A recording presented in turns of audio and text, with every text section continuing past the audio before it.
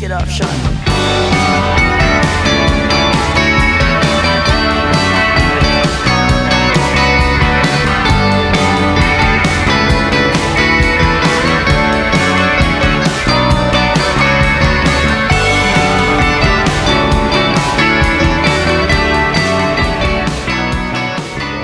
Everyone to another episode of Let's Talk About This Way. I'm super excited for my guest here, Miss Alaina Bishop.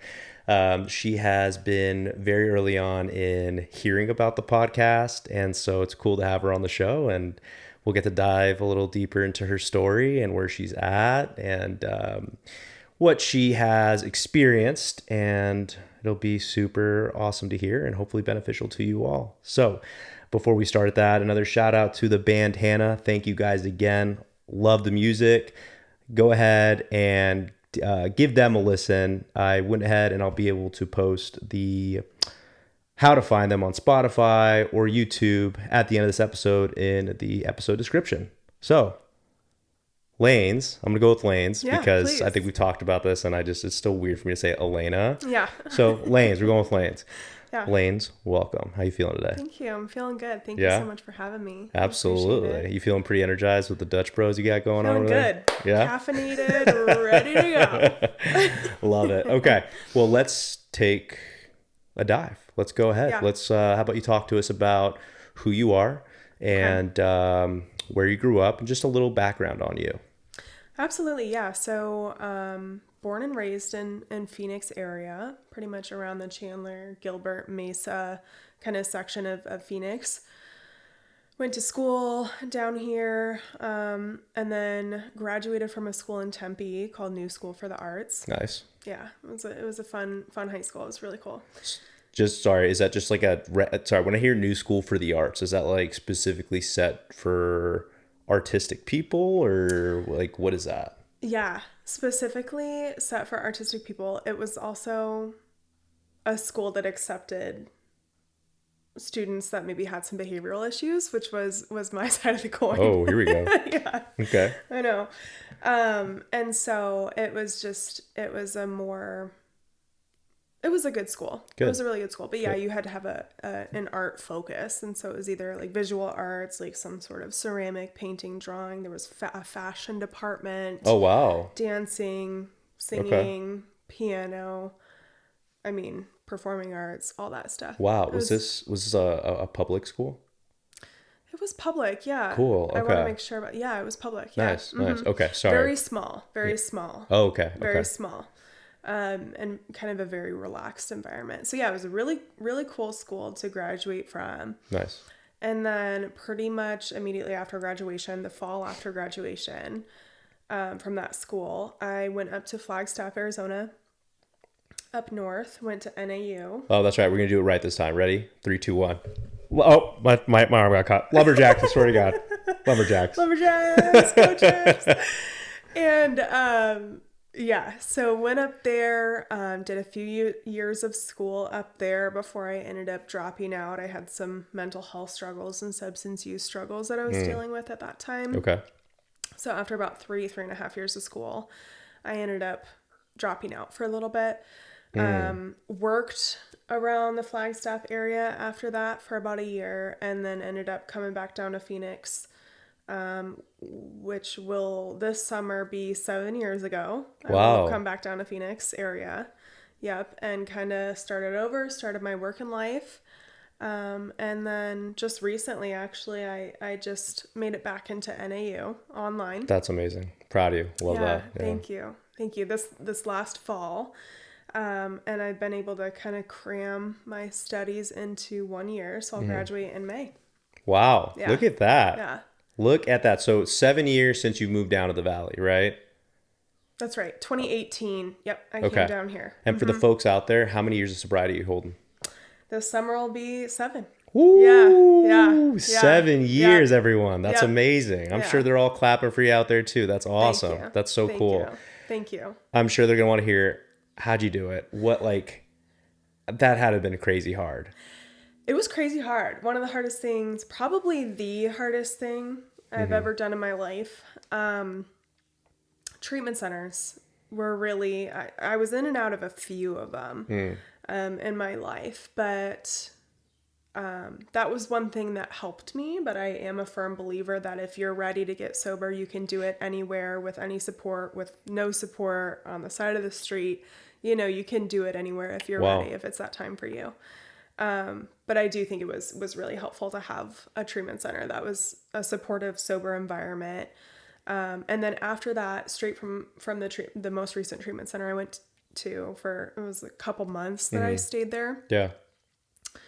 And then I did several months of sober living down here in the Gilbert area straight after treatment. So that was another level of accountability. You got a job. Yeah. You grind. You pay $815 a month to stay in a room with 4 other girls in a house with 12, 15 girls total. Wow. Yeah. How was that? It was interesting. Okay. It was interesting. It was good. It was good overall. Did you find like a lot of community with those girls? Yeah, that's actually cool. where I met one of my close friends.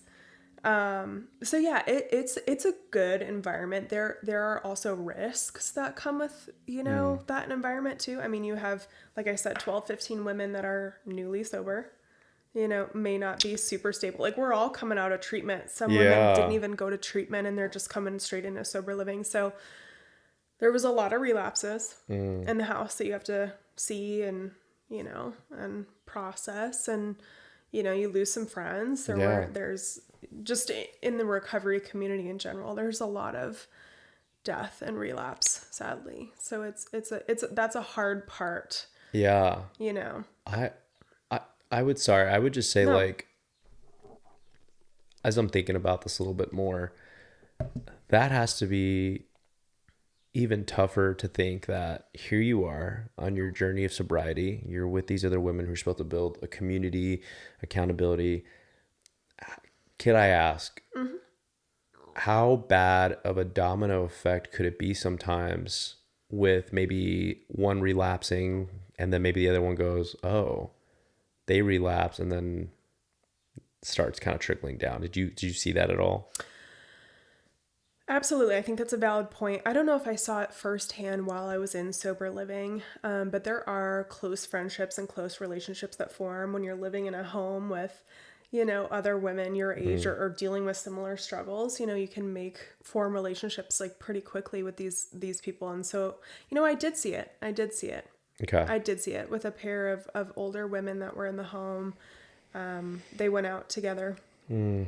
And so even my first day in the home, I showed up and I was getting ready to unpack, and one of my roommates, like I said, there were 4 beds in this room, and one of my roommates was obviously under the influence, and so it was kind of a jarring experience for me, even just walking into and she I eventually can only imagine.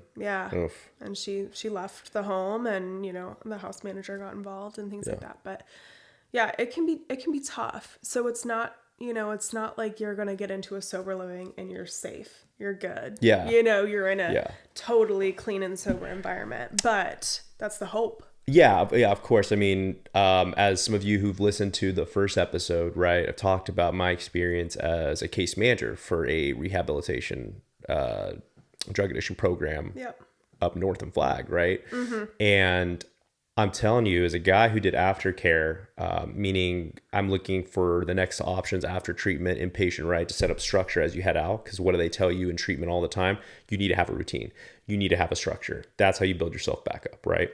So I would remember getting some sober, for the sake of the podcast, right? I won't say the homes that I'm referring to here, right? Like, that's its own piece, but there were some sober living homes that I would start hearing about that it's just like, it's not the best place right now. But then you also look at, these are all the funds we have. But then you also think of the willpower of some people to be like, hey, I really want this. And I would think that the common thing for anyone getting sober is your mom can't want it. Your sister can't want it. Your brother can't want it. Your dad can't want it for you. The person who is going through this has to want it for themselves. Exactly. And I think that's what it comes down to, is the individuals that will be successful are the individuals that that want sobriety for themselves. I've always told people that are entering sobriety, I've spoken with some people early, a day into their sobriety, and they're like, I think I'm doing this for my kids. I don't know if it's right. And, I don't, all these things. But I do tell them you do have to do it for yourself, but also allow yourself time to let those reasons change. You can do it for your kids. And also maybe in a couple days, you're like, hey, okay, I'm a little bit more clear-headed. Like I think, I think I feel healthier, or, oh, I just made that person laugh. Like I just found purpose, for myself, or, hey, maybe I am of value. Maybe I do like this sobriety thing. So it's like no reason that brings you through those doors is a bad reason to get sober. Right? Like there's people that come in for court order treatment, want nothing to do with it. And then a week, 2 weeks, 3 weeks down the road in treatment, their mindset has totally shifted to, hey, now I want this. I'm grinding. I like this version of myself. You know what I mean? So your reason does have to get there, for it to be yourself. It doesn't necessarily, this is a personal opinion on that. I don't think it necessarily has to start there. I think that's a great take. Yeah. Well, that's amazing. I love hearing that. I'm sure for other people out there too might think, okay, well, maybe that's a common thing they always hear, right? The person needs to want to do it themselves. They have to be responsible for their own actions, right? They're the ones that need to actually drive it. But you're telling me, well, yeah, there's some validity to that, but it's really about what gets you through that door, that kind of imaginary door of the journey to sobriety, right? It may be a close relative, maybe a friend, maybe your child that you're like, unfortunately feeling, I don't want to give this up. I think I've gotten in control. You don't, right? But you see that it's impacting someone you really love. And so it starts off that way. But then what you're saying is eventually you do get to a place where it's like, yeah, I actually do want this for myself. Exactly. And then that's when things really start turning. Exactly. And so for my personal experience, I would say that I did it for my sister at first. She asked me, will you go back to treatment? And she kind of found me in this roughed up situation up in Flagstaff when she came to visit, and kind of just said, hey, when we were in the hospital, and she's like, hey, do you want to do this again? And so I said, yeah, I will. It was a surrender moment. I'm like, let me put my hands up. Like, I'll go back to treatment, for you, kind of. And later she said, I thought I was going to have to convince you and drag you back to treatment and all these things. But, so I went into treatment. At no time did I want to get sober. That was not a time where I felt like I could get sober or could stay sober, or could live without the substances that I was using at that time. That's powerful. That's wild. Sure. That's wild to even think of having a feeling of that deep of not craving, but dependency. Oh, 100%. Wow. 100%. It's the hardest thing to describe to people who haven't experienced it, but it is the most powerful force. Like, it's really wild. So I didn't have that, and weeks later, I think, several things like developed in my process and in my journey. And I heard affirmations from people in treatment center. So my reasons started to kind of shift towards, hey, maybe I can do this and maybe I want this. Right. You know what I mean? So yeah, I think that's a powerful piece is needing, in order to maintain that sobriety, needing it to be for yourself. Yeah. Beautifully said.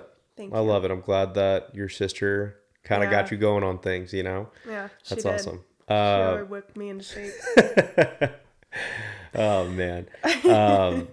Before we dive into that, I'm sure some people heard a little bit of I have to say this because we literally just talked about this with your sister. She's my wife. Anyways, so Kelly's, my wife, she said earlier, what do you think happens though if, we're recording this podcast and an Amazon delivery comes by and he talks? And I'm thinking that, no, they're just going to leave it. It's fine. In case the mic picked it up, because we heard it on our headphones, mics are pretty sensitive. That was a delivery man. So Kelly, you were right. Yeah. You were right. Of course. You were right. Anyways, I love that. And just for the audience out there, if you're wondering, wow, we're diving a little bit into sobriety, addiction. It's a little different than what we probably experienced with Herbie, who we brought on, and my own story. But this is pertinent information. And because it's all about different perspectives and other people who out there might relate to this. Okay. So I really appreciate you being vulnerable with us to talk about a little bit of it. And I think it is really important to your journey. And I would think you would agree with me on that. Absolutely. Yeah. It's huge in my journey, and it's actually, what has led me to my current career path. And so I think that's a big part of my story. Yeah. What is your career path? What do you do? Let's finally tell The them. lead in. Yeah. I work in a substance use and mental health treatment center. Very cool. Right now, I am in a role that's kind of an admissions supporter role. So Okay. it's more administrative work, kind of report running, data entry, stuff like that. Okay. Are we talking about, when we talk about data entry, are we talking about like certain reports that are done on the clients of that agency or facility you work with? Is it coordinating care more so?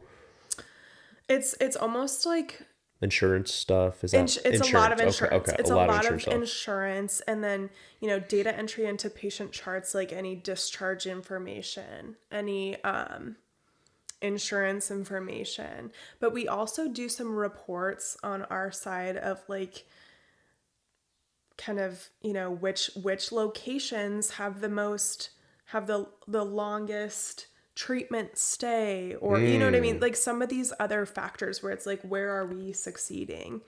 Is that succeeding in terms of like the success of patients post treatment, or is it more so on the utilization of the facility? I would say these types of reports are more like the utilization of the facility, like while they're in treatment. But this company that I currently work for, they also have done some research on like recidivism rates for people returning to treatment. And they did that through, it's actually very interesting. So I'll just point this out just really quickly, but they did that through insurance. And so if somebody came to our facility, they would, I'm not sure, I don't know the details of this, but they, for a certain period of time, maybe a year after they discharged from our care, they followed through their insurance to see if they utilized care for either our facility or for another treatment center or facility. And so they saw that the company I currently work for had slightly lower recidivism rates. Not only that, hey, they're not returning to us, but they're not going to any other treatment center. You know what I mean? So the belief on that, when you pull that data, is we hope that means that they're doing really well. Okay. Yeah. Interesting. Okay. It is a tough thing to measure. Extremely. Yeah. Even self-report. I mean, you can contact people for 2 years after they discharge, and self-reporting is not reliable.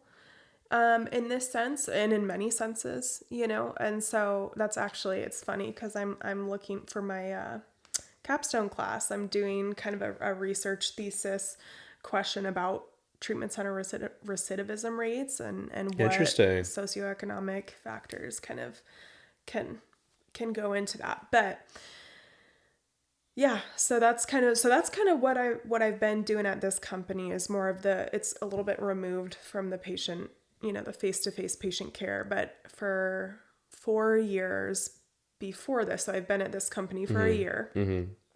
The 4 years prior to that, I was at a different treatment center and was doing face-to-face patient care. So it was, I did some BHT work, which is a behavioral health technician. That's right. I remember those roles. Yep. Yep. Working the floor and stuff like that. And then I was a night shift supervisor at one point, and then I ended in a clinical support specialist role. So that was where I was doing biopsychosocial assessments with people when they would first come into either detox, residential, or outpatient. Right. Mental health screening tools, and then writing what's called an ASAM, ASAM. Yep, I remember those days. Those were fun. And write up those, which is kind of for the viewers, it's like a risk assessment that is kind of given to the insurance companies to advocate for the patient's stay. So it's gathering a ton of information and then kind of compiling it into 6 different dimensions, six Yeah. different Yep. parts of their life that we touch on. And the idea is like, hey, yeah, this person's at risk for relapse. Hey, their mental health is not great. Hey, their support system is not great. Hey, their physical health has some things we need to work through, and so they deserve to be in treatment. Yeah. So yeah, I was doing that for the majority of the time that I've worked in treatment. Yeah. It's funny, for the viewers out there, right? They don't know, obviously, we've talked. I mean, we've known each other now for some time, and we've talked a bit about your experience in the past. So I'm happy we get to shed some light on that on the show. When it came to working with clients, right, face to face, would you say that was obviously you're doing something different now, which is still great. You're still in that mental health field. Can I ask for them to hear which role is tougher on you in terms of your own mental health, right? Because I think we can all agree, for anyone out there who's working in those BHT roles, BHS role, behavioral specialists, case managers, care aid managers, care coordinators, right? All those people in this field, there's a lot of mental health that goes in it. Whether you want to believe it or not, whether you want to admit it or not, it's true. It does impact your mental health because you are dealing with some fragile people. Absolutely. And you want to be totally attentive to them, and you want to relate to them. And there's a lot of unfortunate things going on with those people that, you kind of carry the burden. I wouldn't say it's a burden, but you kind of carry their sadness, their grief, their anger with you, right? It's like sometimes I used to tell people, like, it's like you have your own jar, people have their own jars, and they kind of start pouring stuff in you, right? Totally. But because it comes naturally because you care and you want to help and you're coordinating their care, you're doing things for them. That being said, the two positions right now, what you're doing now compared to when you used to do client care, face care, which of those were tougher on you mentally, and which one was more rewarding for you mentally? Okay, I have the same answer for both of those questions. Okay. And that was the face-to-face patient care. More rewarding, more enjoyable, more Really? fulfilling, more purposeful, tougher.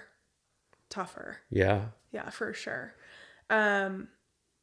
I feel like that's more along the lines of kind of what I want to pursue in my future. So like you kind of talked about, there's a lot of burnout in Yeah. this field, especially with face-to-face patient care. Unfortunately, there is. It's just the Yeah. truth of it. There is. Especially when we start working the key word in this field, because there's not enough money made, first off. If you're in the public sector of this field, even when you start getting on the private side of things and those agencies and organizations, depending on your role, and I mean, that's a huge depending, right? We're talking about like therapists, psychiatrists, they're set. No need to worry about that. Psychiatrists are going to be set.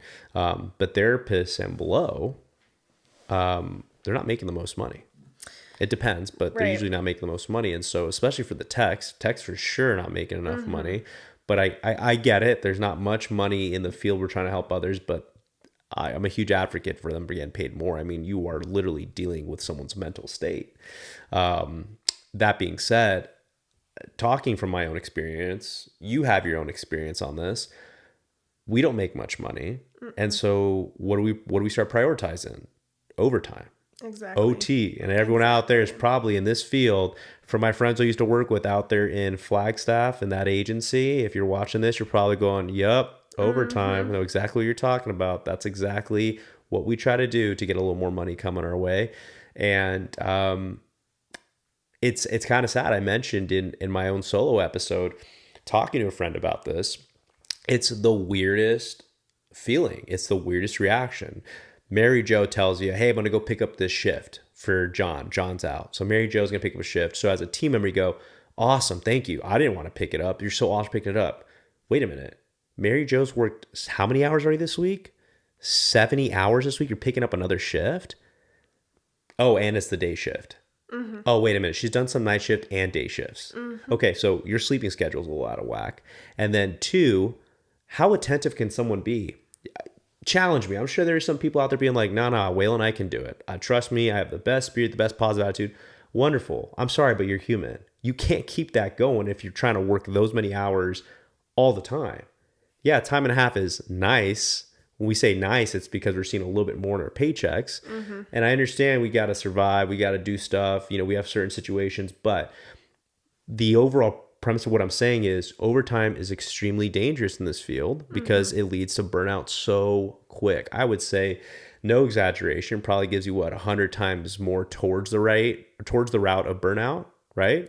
Oh, it's one of the biggest factors. Absolutely. If you're picking up overtime, I think it's a pretty risky gig, Yeah. and like you mentioned, I mean, with the financial situation that a lot of people are in this field, it's a very tempting offer. You hear overtime, you're like, hey, let's go. Time and a half. I got the time. Let's Let's do it. go. Right. Right. But with how taxing and emotionally draining the job is, I part of me thinks there really shouldn't be the opportunity for overtime in this field or in a hospitalization setting. Okay. If you're in an inpatient mental health substance use, if you're a staff member in an inpatient, substance use or mental health facility, it's too high stakes. You know what I mean? Like you said, the patient cares but I mean, regardless of that, if you can keep a PMA, positive mental attitude, the whole time, good on you. But what happens when a fight breaks out? Because that happens all the time. Your reflexes are 10 times slower because you're sleep deprived. You might be confused. You might be slower to pick up on somebody's symptoms, whether it's a medical emergency on the unit. One of the clients is going into a seizure where maybe if you weren't sleep deprived or zoning out, you would have been able to pick up on those early signs of a seizure or a stroke. So, I mean, there's a lot of factors that go into that. So I think that's one thing that you kind of have to weigh out when you're thinking about entering a field like this, is it worth... Yeah, is it worth it? Is it worth it? Yeah, and so I get what you're saying on that. And I will disagree just a bit on people not being able to pick up overtime. I look, the reality is True. if we were paying them more, right, in a normal shift, eliminate the need for overtime. But there's a lot of turnover in these positions too. Right. Because of burnout. So it's almost like this there's no way to eliminate it. It's daunting. It is really daunting. I mean, this has to come from so high up top in terms of like the money that's granted to these organizations, if it's public, if it's private. I mean, it starts from the very top up. But I will say this. Maybe the answer isn't completely eliminating overtime at this time because there are people who do need a little more money, make the most money. There's shifts that aren't covered because those roles go quick. They really do. The turnover is incredibly high, and I get it. Some people don't understand really what they're getting themselves into, and then they realize, whoa, this is too much on me. I don't want to do this anymore. I'll go ahead and just go work at Fry's, or I'll go work at, no joke, it's kind of sad. Some of these roles are paid just as much if you go work at a fast food place. And today's, it's insane. I'm not saying every role's like that. I'm sure some are a little higher, but paid, but that is the reality of it. So I think what you can look at is maybe if there was a system set in place to want to pick up overtime. Okay, Mary Jo wants to pick up overtime. Look, you've already picked this many hours. Let's focus on how many hours a week maybe we can do this if we're going to put like an added on part of plan overtime. But that way you don't hit over that either. Right? Right. I don't know. It's something along those lines. I get that from maybe someone who's running a facility, or you might be looking at me like, look, that's not really as plausible either. Just a suggestion. If someone were to pick up overtime, great. Maybe they really do love their job, but something to kind of just cap them. Yeah. Not just because we don't want them to make money, but because it does affect patient care, right? So going back to what I was originally starting about, this whole friend thing I was telling you about, and she's telling me like it's a weird feeling, right? Mary Jo's picking up a shift for John. Oh, wait, she's worked 70 something plus hours a week. Oh, she's picking up another shift.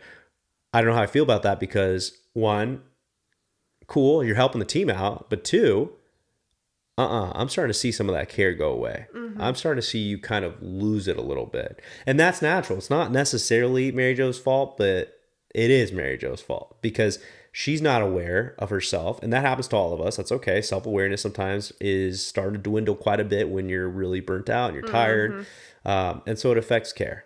So it's Yeah. the weirdest feeling in the world going, okay, like this is my team member, she's helping, but also she's affecting the care. And that's kind of sad to see too. Yeah. Right? Totally. And I think you're right. I don't think there's any way that overtime can be eliminated. I just don't think that is plausible. I think that, there is so much turnover, and the company would not be allowing employees overtime if they didn't have to, if there wasn't the need, Right. for like, if they had appropriate staffing, Right. no one would be getting overtime. You know what I That, mean? yeah, Because they have that's to true. pay time and a half. So it's Yeah. like, no, that's not the company's first choice either. They would rather have more staff or appropriate staff Sure. to take those shifts. It is because the turnover is so high.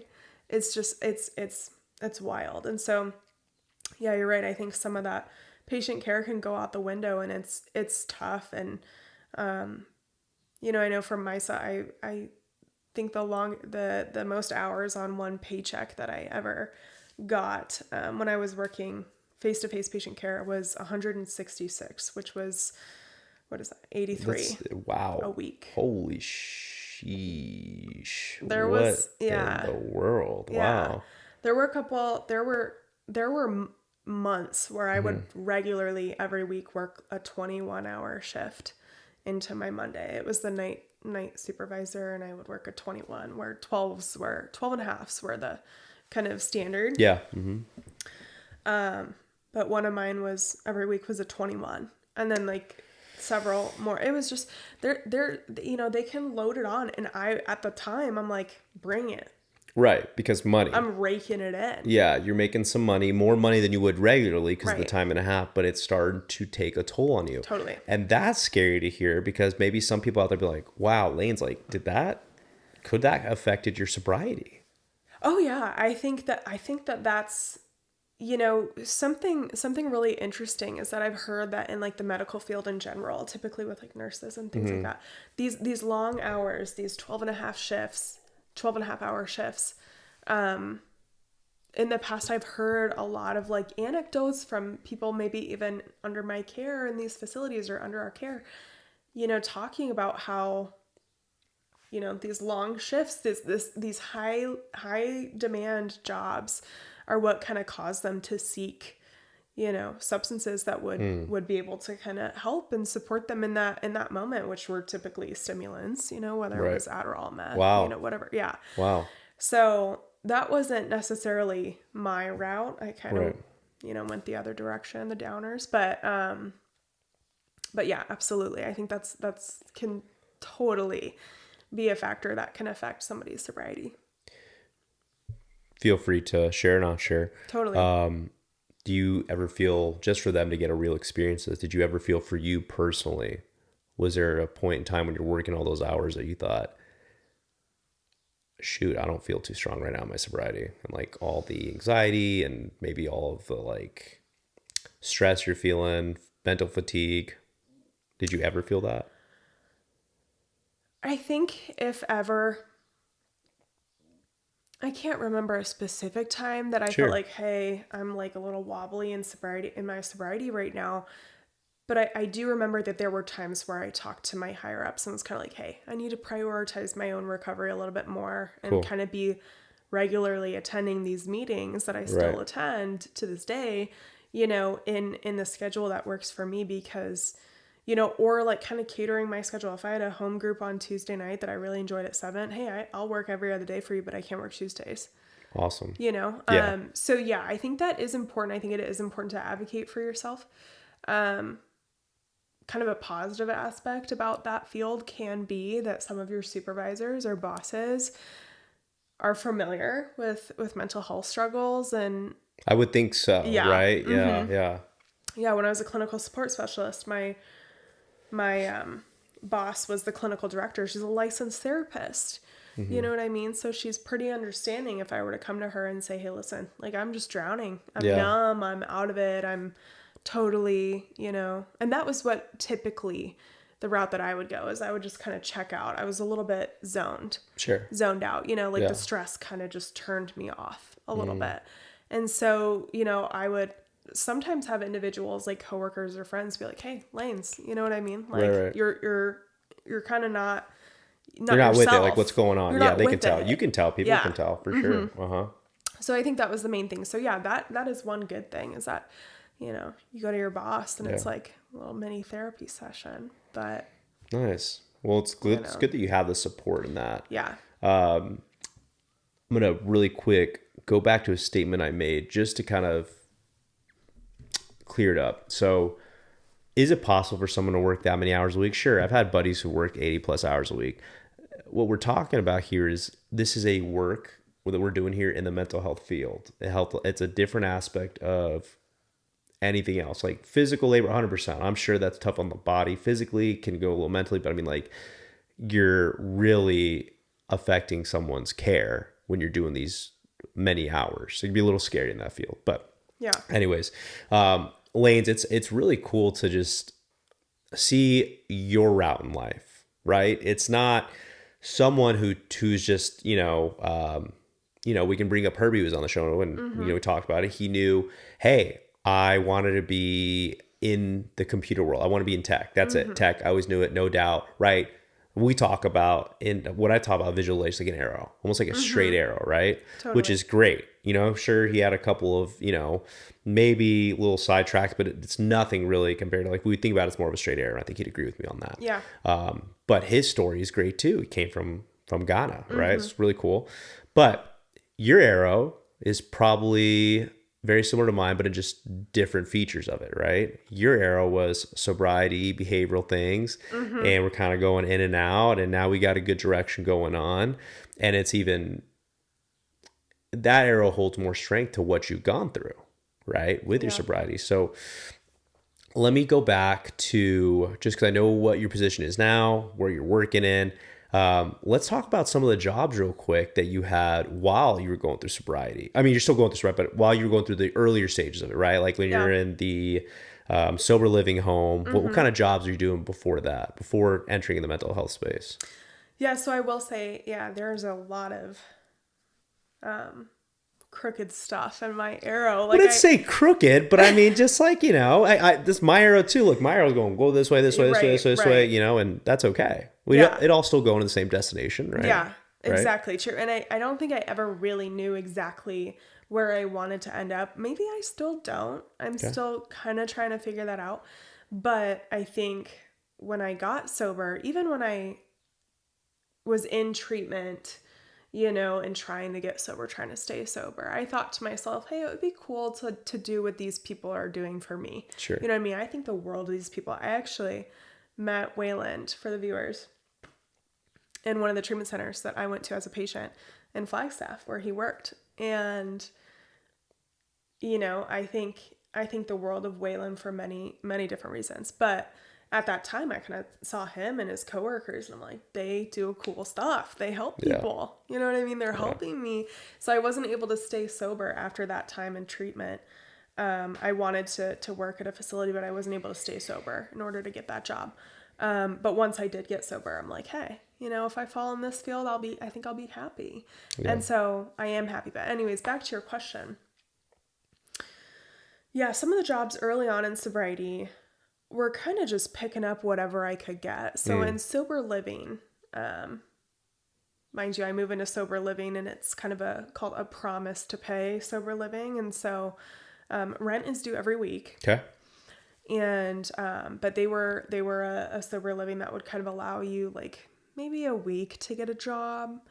And then you would bring your pay stub to them every week and just kind of go down and see how much you owed them. And eventually, pay down your whole rent that you had owed from the start. But pretty much walked in there with $0 to my name, Yeah. So I got a job at Fry's. Okay. Grocery. Nice. It was down the street, but I walked. I didn't have a bike. I didn't have a car. I mean, you're starting from zero. Like I'm zero, guys. Like literally zero. Yeah. Yeah. Like, yeah, absolutely nothing. A couple clothes, maybe like a bag of clothes. That was really it. So I'd walk to work. They had an opening in the overnight shift. So that was midnight to 8 a.m. Stocking shelves and stuff. Yeah. And so I took that. And mind you, in sober living, there's certain program requirements throughout the day that you have to go to. It was a 12-step meeting a day, whether it was AA or NA. So a meeting a day. Plus we had like a few times a week there were house meetings where we'd all get together as a house, and then there were several sober living houses connected, so we'd all get together as like a community, Sure.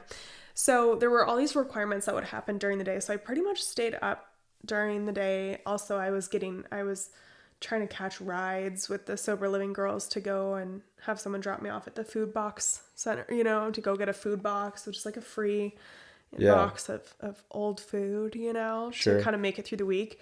So yeah, I was getting food boxes, got my job though at Fry's, was working midnight to 8, did not have a good sleep schedule. Doesn't sound like it, but I think you were grinding. I was grinding. You knew what had to be done, which I am all about that grind energy, always. Yeah.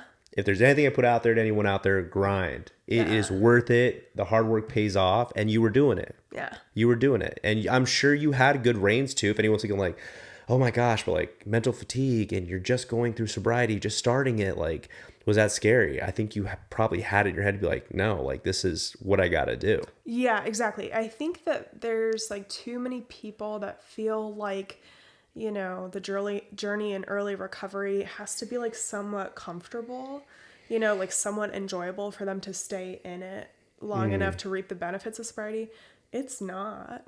You know what I mean? Early on, there's nothing about it that's enjoyable. Well, yeah, if it was if it was Then enjoyable, then people would be sober. Everyone would be sober. it. Yeah, everyone would be doing it. Yeah, exactly. It took me over a year to kind of reset chemically. I feel like biologically, it took me over a year to be like, okay, I'm like, I can start to enjoy like good food again. Like nothing brought me pleasure before that. It's actually called anhedonia. It's like a biological like depletion of your, serotonin, dopamine from long extended periods of substance use. Sure, that makes sense. Yeah. Mm-hmm. Wow. So anyways, it's a grind. You know what I mean? It's a grind, but it's the best grind you'll ever do. You know what I mean? Because you will reap the benefits. It was so rewarding to me to like work hard to be able to buy a bike, to my next job, to pay my rent at the sober living home, to pay them back. Hey, thanks for spotting me. Yeah. You know what I mean? To then get a room by myself and, whatever I did next. So, I stayed at Fry's for back to the storyline here. I stayed at Fry's for quite a bit while I was in sober living. And then I had banked up enough money. I remember the time that I hit $1,000 in my bank account. I was just like, whoa, like this is absolutely insane. Wow. Absolutely insane. Going from zero. From zero. Yeah. Yeah, that's huge. Yeah, it was big. It was a big moment. I was kind of like, whoa. And so I found, from there I went to a place I found online. It was a family who lived in this house, and they had one bedroom upstairs that they were renting out for cheap. I think $400 or something like that. Yeah. So I'm like, hey, let's go the cheaper route and keep grinding. And so did that for a little bit, kind of bounced around in living situations until I found a longer term thing. But after Fry's, I for a while I did Fry's with a new serving job. Okay. At a restaurant. So Fry's, serving, okay. Yep, and I did both of those for a while, and then once I hit the 1 year mark of my sobriety, I knew I could start applying for substance use facilities and stuff like that to work in that field. And so I started applying. I got my first job interview, I got it. It was just a patient advocate at a treatment center, and so it was a live-in half the week. So I would go to the facility on Thursday evenings at like 5 p.m., clock in, and sleep in the facility until Monday mornings. So I packed a suitcase. So every week I spent half my week there. Wow. And long days, but it was a good job. So I had that. And then on the 3 or 4 days that I didn't have anything, the other half of the week I was serving at that restaurant still. So you were nonstop. I was grinding. Wow. Still, yeah. That's amazing. Yeah. So we went from Fry's, $0 to Fry's to walking, no bike, Yeah. to going up to bike. Then you got serving going on. Then you Biking got to serving. biking to serving. And then you got the treatment center that you're working at too. And now you're starting to get things rolling. You got more years under your belt of sobriety. Now you're back in school. You're going to graduate in May of 2026. Is that right? 2025. 2025. Sorry. 2025. Yeah. This year. That's Yeah, right. yeah, yeah, Sorry. yeah, My yeah. years are, wow. No, all good. Unbelievable. And you got a good career path going for you. I do. And I'm going to take a quick second to say I'm so proud of you. Thank you. You know, yeah. So for people now know, I got to meet Lainey a little later or a little earlier in life. Yeah. And this is when I was working back in the mental health field. And it is a really, really cool thing to be able to see a real life success story just right before me. And just can see you continue to grow, to just prosper yourself and thrive. It's amazing. It's honestly one of the coolest feelings and best feelings to see that to someone that like I know very close in my life. Yeah. So very proud of you. I'm sure they're proud of you as well, and they're rooting for you. And they're probably thinking, this podcast keeps going. Can we get a come on back episode? I love it. To see where you're at now, how Yeah. things are going. So I'm looking forward to that. I'm excited. Totally. Okay. So you've done all those things. You're in this path. All right, let's talk about the future. You're going to get your degree here soon. That opens a lot of doors. Absolutely. It's because I know we could probably dive into this for like another hour or so easily, or maybe even more about the school, the education system, getting a degree, applying, at such a young age, at 18, deciding what you have to do already, which I'm sorry, a lot of people at that time, It's crazy. there's no way you know exactly. It's crazy. There's some that do. Take that back, but there's a majority of us, a good chunk of us that don't feel that way. Right. We're pressured to go into school, which I'm a big advocate for people in the trades industry, going to public service. Like, there's a lot of options out there, and I think I think it's getting better, be explained out throughout the country on like what are the things you can do to make the equivalent amount of money. Yeah. Right? I think a lot of people think, oh, I have to get a degree, I have to do this to make this amount of money. No, there's plenty of people who don't have that. But in this case, it is a great thing that you're getting that piece of paper that does open doors. It's just the reality of it. It does. So this will open a lot more doors for you. What are you looking to go? If we were to look at this maybe 10 years from now, you're going to have your degree soon. Does 10 years from now look at lanes getting a master's? Does it look at lanes knowing that with this degree, my bachelor's right now is all I'll need because I kind of have this career path laid out for me in the mental health space? I guess a couple questions come out of this. Are you wanting to stay in the mental health space, or are you still kind of, hey, I'm taking in all my options, but right now I'm enjoying what I'm doing? I think the last one you just mentioned, I think I'm taking in all my options, but I am enjoying this field. I feel like these are my people. You know what I mean? These are I'm comfortable in this space. I'm very comfortable in these conversations with, in this field. And so I think that, if I had to guess or maybe hope where I would be 10 years from now, I feel like it would be cool to maybe own my own treatment center and kind of be owning, operating, running, whatever, and helping as many people as I can. I think that would be the route. Maybe the administrative, but also like having that face-to-face aspect, not just being holed up in an office, but you want to be out there. Yeah. You want people to know, I may own my own treatment center, and people would call the head honcho, but I'm still here. I still want people to see who I am and talk to me. Well, especially with your story. Thank you. That could help a lot of people. How many people are out there and maybe was in your shoes at some point? Maybe they didn't get to the point where you're at now.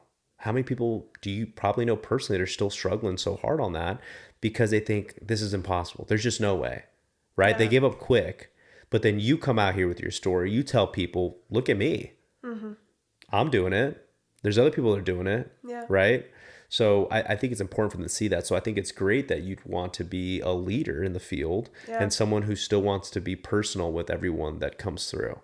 Totally. Yeah, I still would need that interaction, you know what I mean, on that level. But I have seen firsthand too. I've seen people, rise through the ranks to, some some pretty impressive positions where they're talking about policy and procedure, and that's something I'm passionate about. You know what I Yeah. mean?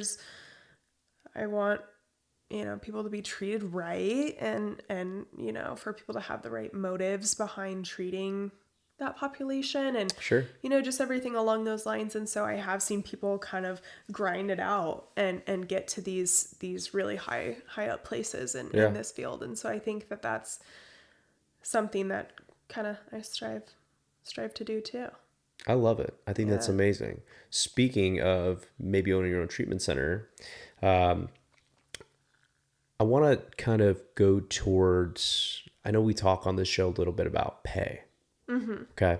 And I know you still keep your options, which is great. But if you were saying, if you're to lean one direction, you think it might be this field. Yeah. I talked in my episode about why I left the field and my own values and what made me, brought me satisfaction, brought me happiness. And there's nothing wrong about having those feelings about what you value, because there's certain values to that as well. My time in there, it was very rewarding, but the money didn't add up for me. Okay. Yeah. Absolutely. Now, there's a certain level of passion, which I love for people that maybe will look at things and say, it's not about the money for me, right? Like I can make good with what I got.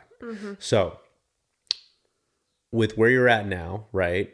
And you don't have to be specific about it, but staying in this role for a bit until you advance up, like how do you feel compensation has been for you, and like how you've been able to do with it in today's world?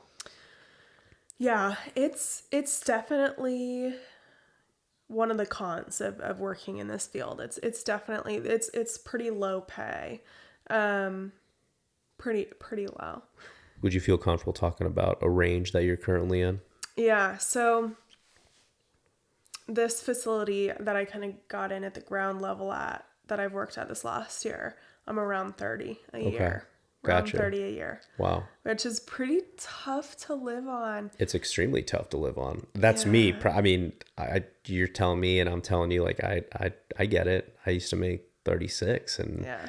Flagstaff, and I mean, the thing about that is you learn how to, Scrounge around. you do. And as long as you're not getting yourself into some trouble with that, Right. like you understand how to go about it. And there are some will tell you, yeah, I'm still okay with that, which, wow. In today's market, especially too, it's pretty tough to be like you can't, I'm not going to say can't, because anything's possible. And I'm sure someone could prove me wrong, but it's pretty tough to rent by yourself or buy your own house on that kind of salary. Absolutely. And Yeah. so that's something. So in the previous position I had, I ended around 50 or 60 Okay. a year. Right. So that was better, and I did climb the ranks there. And so that's more livable for sure. But yeah, I think that's something that is a factor for me. I think I can live pretty modestly, and I have for a long time in my life. Yeah. Kind of scraped by and gotten, made what I could with what I could, Right. But that is a goal of mine, is to, who doesn't want to have their own house, Yeah, who doesn't yeah. want to own their own house, or like it would even be a dream to rent an apartment right now by myself. Yeah. No chance Right. that that's happening with my finances right now. Right. Well, and I You know what I imagine with mean? like school and stuff too takes up some of your time. So that's kind of Sure. where you're at with like work and whatnot. I mean, that's a sacrifice. I get it. Yeah. You're going back full time in school, and you're like, well, this is what I can do work wise. Everyone's different. Being at 50 or 60, even then, like that should have been something. I feel like if you talk about 15 plus years ago, 50 or 60 is not bad at all. 50 or 60 is not bad. That was with that crazy overtime. Okay. Okay. Wow. So that so was it with was like, overtime. Wow. yeah, Okay. Okay. So like 30 was kind of, 30 has been, first of all, that's been like March through December. So that's not a full year. 31, 32 right. might have been a full year. But yeah, that's been like no overtime. Because Okay. this treatment center doesn't really, You don't it's do the not overtime. face-to-face patient Yeah, care. So yeah. it's not really, it's more office job. It's more office So you have work. your set hours outside. Right, Okay. right. Okay. Gotcha. So when I ended at 56 or 58, something like that, I was doing a lot of overtime. So I might have been making 21, 22, 23 an hour. But with that grind, You know what I mean? Yeah. You can make more, you Yeah. know? Yeah. It tolls on you. It can, Yeah. for Oh, sure. for sure. And so it was a, you know, something I had to weigh out as well as, you know. Do you feel with where you're progressing in life, right? Right now it's 30. Okay. You're going to have a degree. So that'll open up a couple more things in the field too, which you can do, right? Yeah, absolutely. Some of those positions that, I know you put in the work and you're someone that can be amazing to have in an agency because of your story, but Thank you. it's just crazy that sometimes like you just need that piece of paper. It doesn't matter, it just, but so anyways, you play the game, you get the piece of paper, which is Exactly. amazing. But do you feel knowing that the pace probably around that, honestly, 50 to 60, even if like you get a bit of a better job, right? I mean, it can go a little higher, but like I would safely say 50, 60 range is kind of what to be expected in that field. Yeah.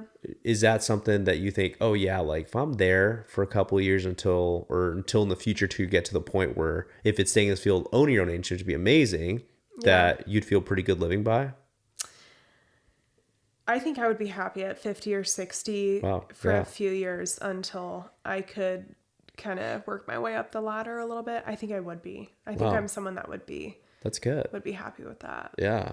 Everyone's different. Yeah. I think that's awesome though. If you can be like, yeah, I can do that. I can manage. I can figure things out. Right. I mean, of course. Well, yeah, of course, I want to make more money, but But I would yeah, be okay with it if it took 2, 3, 5 even years of that to then get to a place in a facility that I'm happy with and comfortable with and, you know, relate to their values and things like right, that where because I the want to passion's grow there. with. Yeah. Yeah, yeah, Yeah. And either get that top spot. I mean, you know, yeah. whatever. Well, that's cool. I love Yeah. that. So that's what we're talking about, right? Like, Yeah. obviously, everyone in a perfect world, everyone wants to get paid a little more. But when Yeah. you're realistic with some of these things, and then you realize it's really the passion for me at this point, Right. beautiful. And things can change. There's nothing wrong with change if things change later on. Yeah. I don't think we told them. What are you getting your bachelor's in?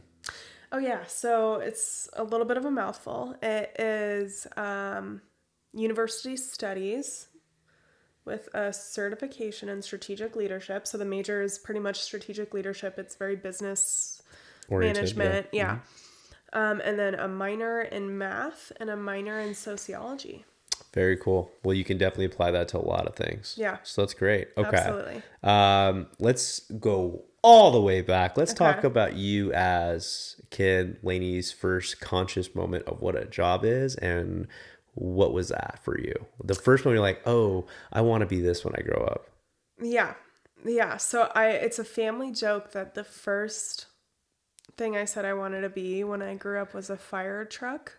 Not a firefighter. A just fire a fire truck. Okay. Yeah. Yeah. So we probably didn't have the Grasp on what our human bodies are capable of Yeah. doing. There's no way you could be a truck. But okay. Exactly. But I think the first like real thing, I'm honestly not even sure. I'm not even sure. I think there was the firefighter police route that kind of I played around with for a while. Well, fire truck couldn't be a fire truck, so we were thinking firefighter, and then you saw, oh, there's police officers too. So now you're looking at the kind of the public field. Yeah, that's kind of what maybe junior high or slightly before me was thinking, Yeah. probably just viewing it as an exciting or honorable position kind of a thing before I could really wrap my head around the world Got you. and what, Yeah. what life is.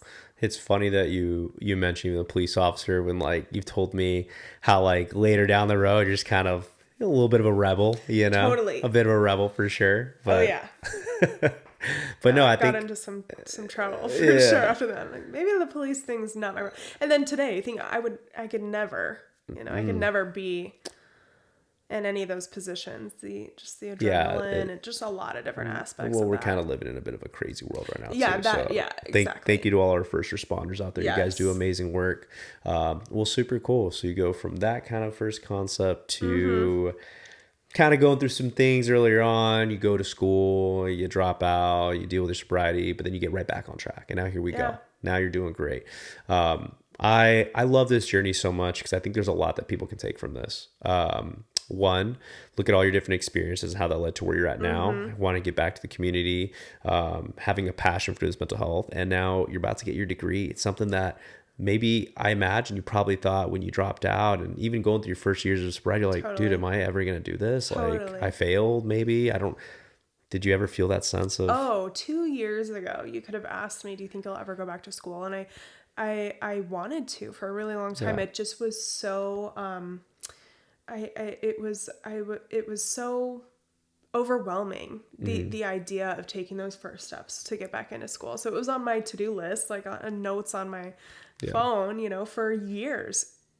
NAU application or college yeah, application. I mean, for years it was like on, yeah, but no, I never would have thought it was like a real possibility. And so to be actually doing it is a huge personal accomplishment for me.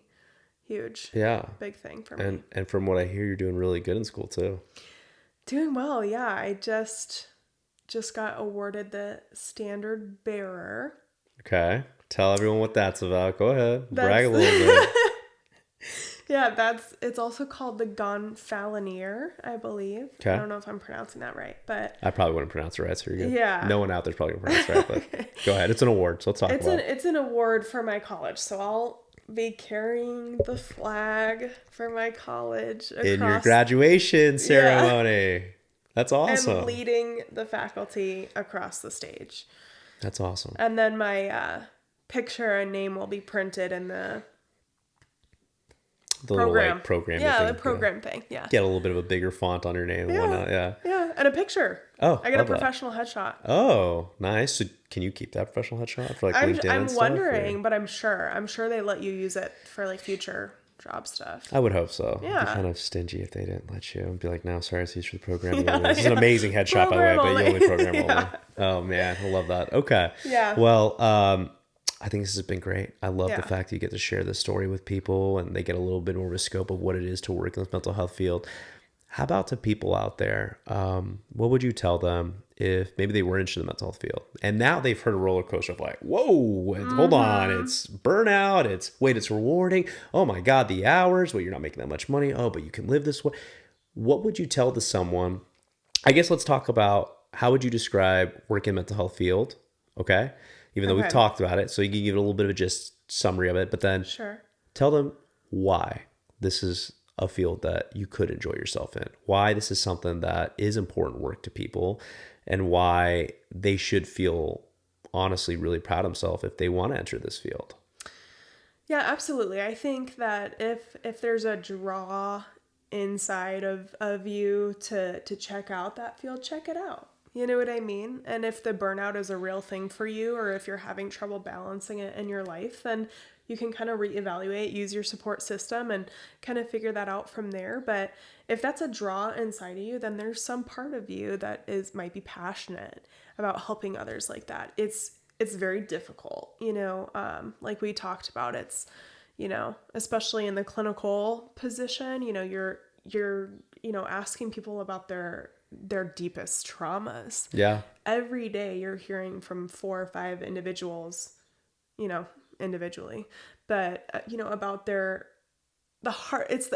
You're dealing with people on some of the hardest days of their life, Right. getting sober, day 1 sober, day 2 sober, you're dealing with some very, very tough issues. But at the same time, I think that, why it's so rewarding for me is because I've been on the other side of the coin. I think that was, like knowing how much it meant to me that other individuals cared for me, worked in that position, and, showed up every day and not just did their job responsibilities, but were like, how are you? And built a relationship with me when I was in this really deep, dark hole, made me realize what kind of an impact I can have on other people. Yeah. And hopefully I can give hope. That's kind of like the one thing I hope that I can do is give people hope that like there are, you can hold a stable job. You can smile and be genuinely happy and be laughing with your coworkers after getting sober. You know what I mean? You can be 7 years sober even as a young individual. Yeah. You know what I mean? You don't have to be 40, 50, 60 to be getting sober and all these That's things. right. And Still in the 20s. yeah, Still for a couple more months. We're still in the 20s. Still in the 20s. But that's still young. Yeah. I think that's great. So the passion piece, right? Looking at what it does to individuals. You guys want to know why it's so, if I could add on to, if you're looking for something that is extremely wholesome and rewarding, in all honesty, there is not a day that I don't think about just a bit of a piece that I play in your story. Yeah. Right? There's been plenty of people in that story, but I genuinely draw a lot of happiness and like feeling of pride for you because of how much you've done since the very first time I met you. And that as a human being really helps me see that when people really care and they get in these positions and they have the passion for it, it can be tough. And you know, in this field sometimes that there aren't as many success stories, but then when you do have one, it makes a whole deal. Yeah. It makes a whole different deal in the way that you see things, your perspectives, and it's a beautiful thing. Yeah. So if you're looking for something extremely wholesome, extremely rewarding, helping out a legitimate human being, I will add on to what you said as to why you should be in this field. And I love that add-on. And I think it's super unique that we have this experience that that you've been able to see my growth and that I've been able to share my journey with you and be my worst, darkest self around you when we first met and all these different factors. I think it's incredible. But I think for the people that don't even get those long-term success stories necessarily in front of them, you know, it's like, imagine when you help a stranger, you pick up someone's wallet like that. I mean, that's so minuscule, but I just mean, like, you know, you help a friend, you say something, you're like, oh, that was good. You know, I just supported them. You feel good. It builds pride. Like, you're like, I'm a person of purpose. I'm a person of value. And I think that's something a lot of people strive for is, you know, to feel like you have a purpose in this world. And I think helping others is a huge purpose. And however you do it, you know, but it's a good sense of purpose. I think our story's pretty cool. I love it.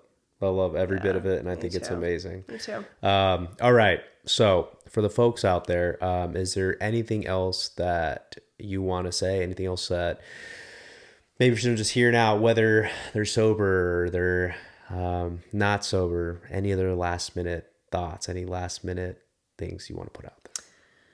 Yeah, I guess in terms of sobriety, I know I painted a pretty bleak picture in the middle of this podcast when I said it's not enjoyable at all for a long time. And that is the reality of the situation. You know, I wouldn't want to sugarcoat it for anybody, but I will say that it is the number one, as I said, it was the hardest thing I've ever done.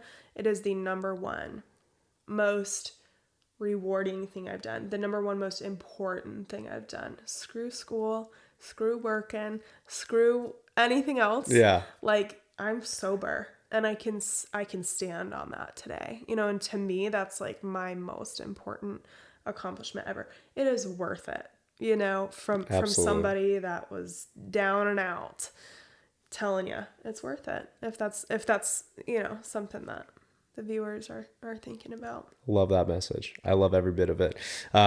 Lainey, are they able to reach out to you if we were to maybe, by the way, super unique here, but Lane's is one of the very few in today's social media world that does not have social media. Yeah.